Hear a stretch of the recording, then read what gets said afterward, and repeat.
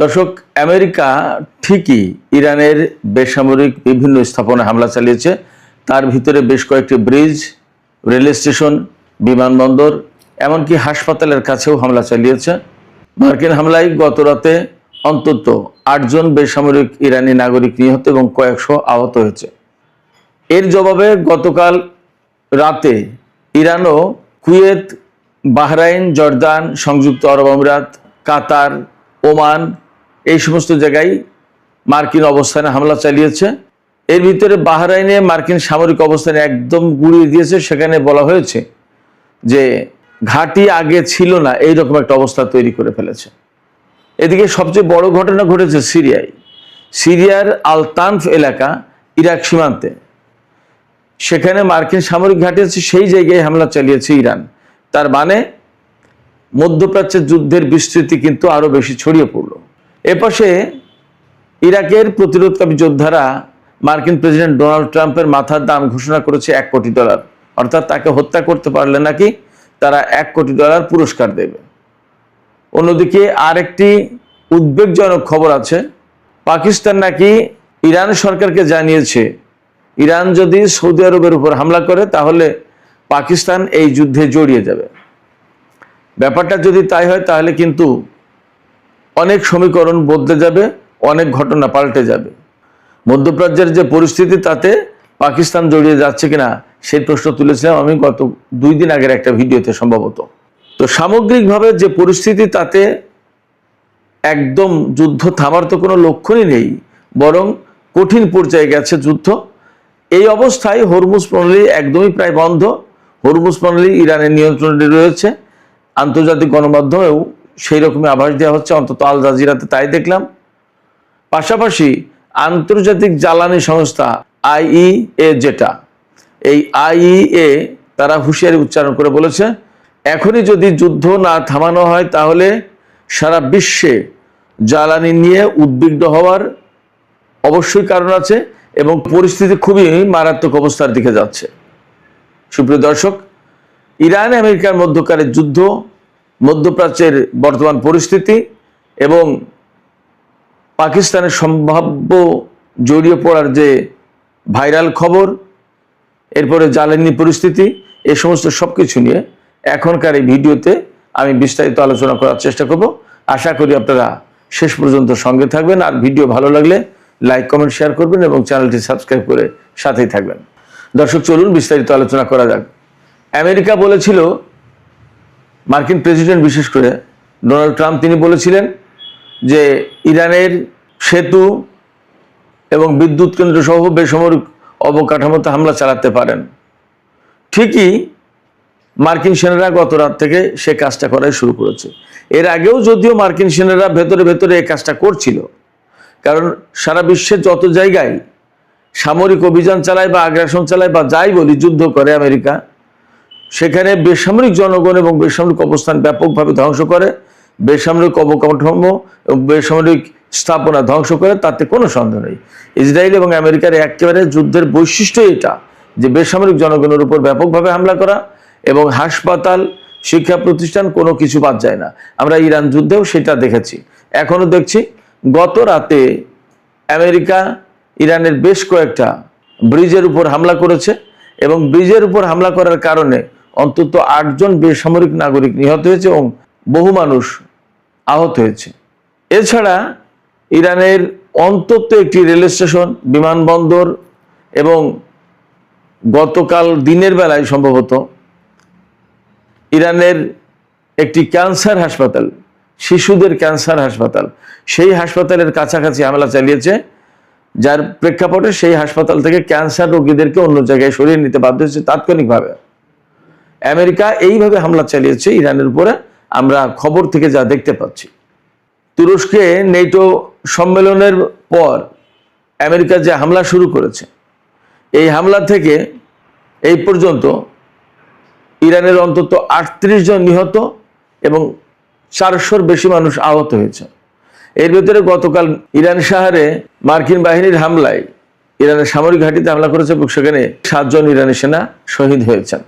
গত কয়েকদিন মার্কিন সামরিক বাহিনী যে সমস্ত জায়গায় হামলা চালিয়েছে তার একটা বর্ণনা দিলে আপনারা বুঝতে পারবেন যে আমেরিকা কতটা অ্যাগ্রেসিভলি হামলা চালাচ্ছে ইরানের উপরে। মানে এখন পুরো মাত্রায় যুদ্ধ চলছে, এখন আর টুকটাক যুদ্ধের পর্যায়ে নেই। আমি নামগুলো বলে আপনারা খেয়াল করুন। ইরানের বন্দর আব্বাস, চবাহার, বুশেহের, আহবাজ, ইরান শাহর, কোনারাক, জাস্ক, সিরিক, কেশম, ইরান শাহর, আবু মুসা দ্বীপ, খার্গ দ্বীপ, গ্রেটার তুম্ব আইল্যান্ড, সিরাজ, খুদ্রমাবাদ, সেমনান, উর্মিয়া এবং হামেদান, এই সমস্ত শহরে দ্বীপে হামলা চালিয়েছে।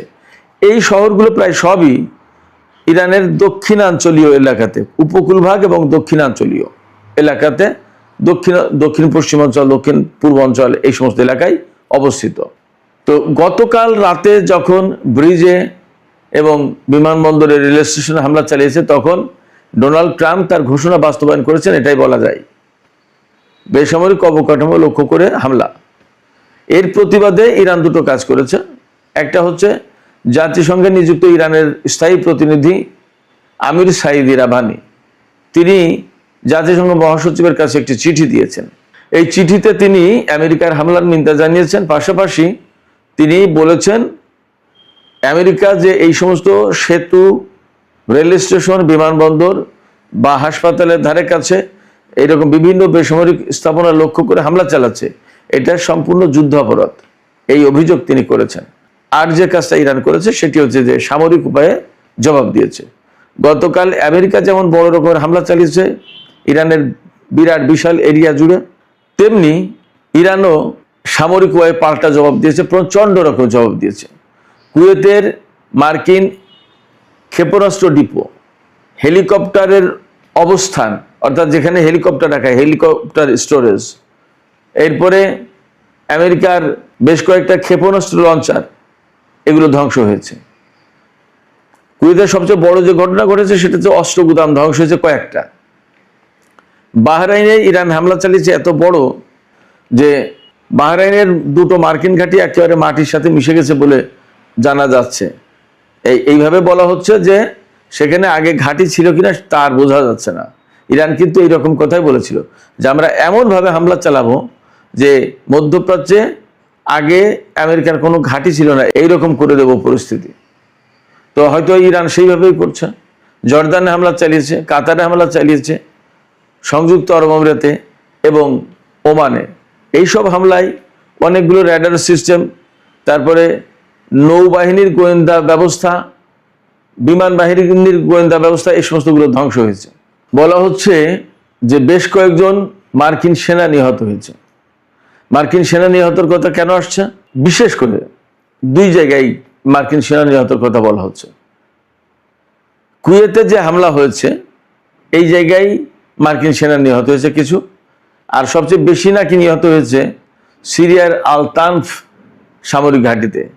আল-তানফ হচ্ছে মার্কিন সামরিক ঘাঁটি, এটা ইরাক এবং সিরিয়ার সীমান্তে অবস্থিত।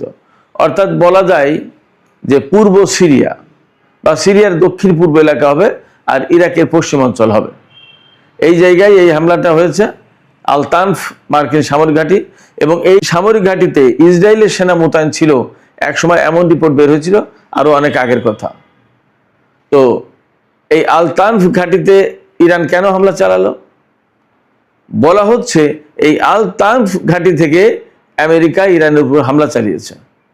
তো ব্যাপারটা যদি তাই হয় তাহলে ইরান ডেফিনেটলি হামলার উৎসস্থল খুঁজে বের করেছে যে কোথা থেকে এই হামলা হলো, এবং সেই জায়গায় পাল্টা হামলা চালিয়েছে। বলা হচ্ছে আল-তানফ ঘাঁটিতে হামলার কারণে বেশ কয়েকজন মার্কিন সেনা নিহত হয়েছে। শুধু নিহত না, কয়েকজন আহত হয়েছে, তার মানে হতাহতের ঘটনা ঘটেছে। তো সামগ্রিকভাবে মধ্যপ্রাচ্যের যে যুদ্ধ চলছে আমেরিকা এবং ইরানের ভেতরে, সেই যুদ্ধ ক্রমেই বড় আকার ধারণ করছে এবং এখন সিরিয়ার আল-তানফ ঘাঁটিতে হামলা চালানোর কারণে এই যুদ্ধ কিন্তু আরও আঞ্চলিক পর্যায়ে বৃহত্তর অঙ্গনে ছড়িয়ে পড়ল। এই জায়গা থেকে ইরান আঞ্চলিক দেশগুলোর প্রতি একটা আহ্বান জানিয়েছে। ইরানের সশস্ত্র বাহিনীর মুখপাত্র ব্রিগেডিয়ার জেনারেল আবুল ফাজল শেকারচি, তিনি বলেছেন এই মধ্যপ্রাচ্য অঞ্চলে মার্কিন সামরিক বাহিনীর উপস্থিতির কারণেই নিরাপত্তাহীনতার সৃষ্টি হয়েছে এবং অস্থিতিশীলতার সৃষ্টি হয়েছে। মার্কিন বাহিনীকে যদি এখান থেকে সরিয়ে দেওয়া যায়, প্রত্যাহার করার ব্যবস্থা করা যায়, তাহলেই শুধুমাত্র মধ্যপ্রাচ্যে শান্তি আসবে, স্থিতিশীলতা ফিরে আসবে। এবং মধ্যপ্রাচ্যের স্থিতিশীলতা ফিরিয়ে আনা, শান্তি ফিরিয়ে আনা, এমনকি হরমুজ প্রণালীর নিরাপত্তা নিশ্চিত করার জন্য আবুল ফাজল শেখারসি, যিনি ইরানের সশস্ত্র বাহিনীর মুখপাত্র, তিনি মধ্যপ্রাচ্যের বা বিশেষ করে উপসাগরীয় অঞ্চলের আরব দেশগুলোর প্রতি আহ্বান জানিয়েছেন সহযোগিতা করার জন্য। আসুন ইরানের সাথে সহযোগিতা করুন, আমরা মার্কিন সামরিক বাহিনীকে মধ্যপ্রাচ্য থেকে তাড়িয়ে দিই। এদিকে আরেকটি কথা বলি, মধ্যপ্রাচ্যের পরিস্থিতি যখন এইরকম খুবই উত্তপ্ত, আপনারা বুঝতে পেরেছেন, যুদ্ধ কিন্তু ক্রমে ছড়িয়ে পড়ছে, তখন নানামুখী খবর পাচ্ছি আমরা। একবার আমরা দেখছি ইয়েমেনের সাথে সৌদি আরবের ছোটখাটো সংঘর্ষ, ইয়েমেনের পক্ষ থেকে হুমকি, সৌদি আরবের পক্ষ থেকে হুমকি। আবার গতকাল সৌদি পররাষ্ট্রমন্ত্রী প্রিন্স ফয়সাল বিন ফারহান বক্তব্য দিলেন যে আমরা আর আমেরিকার নিরাপত্তার উপর নির্ভর করব না। আবার এখন শোনা যাচ্ছে ইরান যদি সৌদি আরবের উপর হামলা চালায় তাহলে পাকিস্তান এই যুদ্ধে জড়িয়ে পড়বে, এইভাবে নাকি পাকিস্তান সরকার ইরান সরকারকে মেসেজ দিয়েছে। এখন পাকিস্তান হয়তো জড়িয়ে যেতে বাধ্যই, কেন, যেহেতু তার সাথে সৌদি আরবের চুক্তি ছিল। কিন্তু পাকিস্তান যদি এই যুদ্ধে কোনো কারণে জড়িয়ে পড়ে, তাহলে সে যে একটা সুনাম সুখ্যাতি অর্জন করেছিল ইরান আমেরিকার মধ্যকার যুদ্ধবিরতির ব্যাপারে চেষ্টা প্রচেষ্টা চালিয়ে কূটনৈতিক উদ্যোগ নিয়ে, সেই সুনাম সুখ্যাতি কিন্তু একদম পুরোপুরি সব ধ্বংস হয়ে যাবে। এটা গেল এক। দুই হচ্ছে, তাহলে পাকিস্তান কি করতে পারে? পাকিস্তান এখানেও কূটনীতির আশ্রয় নিতে পারে, ইরান এবং সৌদি আরবের মধ্যে যে গ্যাপ আছে সে ব্যাপারে দুতিয়ালি করতে পারে, দুই দেশের সঙ্গে কথা বলতে পারে, এবং সবচেয়ে বড় যেটা, সেটা হচ্ছে আন্তর্জাতিক অঙ্গনে সে তৎপরতা চালিয়ে আমেরিকাকে ইসলামাবাদ সমঝোতায় ফিরে আনার চেষ্টা করতে পারে। এটাই পাকিস্তানের সবচেয়ে বড় কাজ হবে, এটাই উচিত হবে তাদের। তারা যদি যুদ্ধে জড়িয়ে পড়ে তাহলে আরো ভয়ঙ্করভাবে ভ্রাতৃঘাতী এবং দুই প্রতিবেশীর মধ্যে যুদ্ধ শুরু হবে, সেটা আরো বেশি খারাপ পরিস্থিতি তৈরি করবে। তখন কিন্তু অনেক সমীকরণ বদলে যাবে। এই জায়গায় ইরানকে প্রয়োজনে কূটনৈতিক বার্তা দিক পাকিস্তানের প্রতিনিধি পাঠাক সরকার ইরানে, সৌদি আরবের সাথে আলোচনা করুক, প্রয়োজনে দুই দেশকে নিয়ে বসুক, এভাবে কাজ করুক। কিন্তু পাকিস্তান যদি জড়িয়ে যায় তাহলে সেটা ভয়াবহ খারাপ পরিণতি ডেকে আনবে। এদিকে আরেকটা ছোট্ট খবর বলে আমি শেষ করি, ট্রাম্প প্রসঙ্গ। ইরাকের প্রতিরোধকামী যোদ্ধারা ডোনাল্ড ট্রাম্পের মাথার দাম ঘোষণা করেছে $1 কোটি। তারা বলেছে ডোনাল্ড ট্রাম্পকে যে হত্যা করতে পারবে তাকে $1 কোটি পুরস্কার দেওয়া হবে, যে বা যারা। এই কথাও কিন্তু সামাজিক যোগাযোগ মাধ্যমে ছড়িয়ে পড়েছে, ভাইরাল হয়েছে। এপাশে ডোনাল্ড ট্রাম্প গতকাল একটা কথা দাবি করেছিলেন। তিনি বলেছেন যে ইরানের কারাগারে আটক এক বন্দীকে ইরান মুক্তি দিয়েছে এবং তারা আমেরিকার সাথে এখন চুক্তি চাই, তারা আমেরিকার সাথে আলোচনায় বসার জন্য পাগল হয়ে গেছে। ইরানের পক্ষ থেকে জবাবে বলা হয়েছে যে এই ধরনের কোনো বন্দীকে মুক্তি দেওয়া হয়নি, একদম সম্পূর্ণ ফলস ক্লেম, মিথ্যা দাবি। এছাড়া ইরানের প্রেস টিভিও একই কথা বলেছে। আমরা জানি না, তবে একটা কথা বলি যে ডোনাল্ড ট্রাম্পের অনেক কথা কিন্তু অসত্য বলে প্রমাণিত হয়। এটা শুধু আমি বলছি না বা ইরানি গণমাধ্যম বলছে না, এটা খোদ মার্কিন গণমাধ্যম বলে। এমনকি কখনো কখনো মার্কিন গণমাধ্যমে এমন খবরও বের হয়েছে যে ডোনাল্ড ট্রাম্প এক সপ্তাহে বা গত 24 ঘন্টায় বা গত 48 ঘন্টায় কয়টা মিথ্যা কথা বলেছেন এবং কি কি মিথ্যা কথা বলেছেন তার ফিরিস্তি দিয়ে খবর প্রকাশ হয়। সিএনএনের মতো গণমাধ্যমে এমন খবর আসে। তাহলে ডোনাল্ড ট্রাম্পের অবস্থাটা কি বোঝেন? এই ডোনাল্ড ট্রাম্প এবং তার প্রশাসন এখন ইরানের সাথে যুদ্ধ করতে এসে এমন গেঁড়াকলে পড়েছে যে গত বছরের চেয়ে এবছরের বাজেট প্রায় ডাবল করতে হচ্ছে। $1.5 ট্রিলিয়ন সামরিক বাজেট চেয়েছে ডোনাল্ড ট্রাম্প। এই ব্যাপারে মিট রমনি, একসময় মার্কিন নির্বাচনের দৌড়ে ছিলেন মিট রমনি, তিনি একটা বক্তব্য দিয়েছেন। তিনি বলেছেন ডোনাল্ড ট্রাম্প তো প্রেসিডেন্ট, আমি আর সামনে প্রেসিডেন্ট নির্বাচন করব না। তার ডোনাল্ড ট্রাম্প যে কথা বলছেন, যুদ্ধ করে হরমুজ প্রণালী খুলতে হবে, এই জন্য বিশাল বাজেট লাগবে।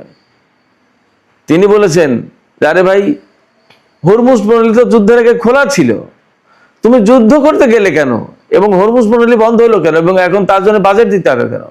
আমেরিকার জনগণের ট্যাক্সের পয়সা সেখানে কেন খরচ করতে হবে? মিট রমনি বলেছেন, খুব বিখ্যাত মানুষ, তিনি প্রেসিডেন্ট নির্বাচনের প্রতিদ্বন্দ্বিতা করেছিলেন এক সময়। তিনি বলেছেন, আসলে এই ব্যাপারে রিপাবলিকান বা ডোনাল্ড ট্রাম্পের কি জবাব? সুপ্রিয় দর্শক, এখানেই আলোচনা শেষ করতে চাই।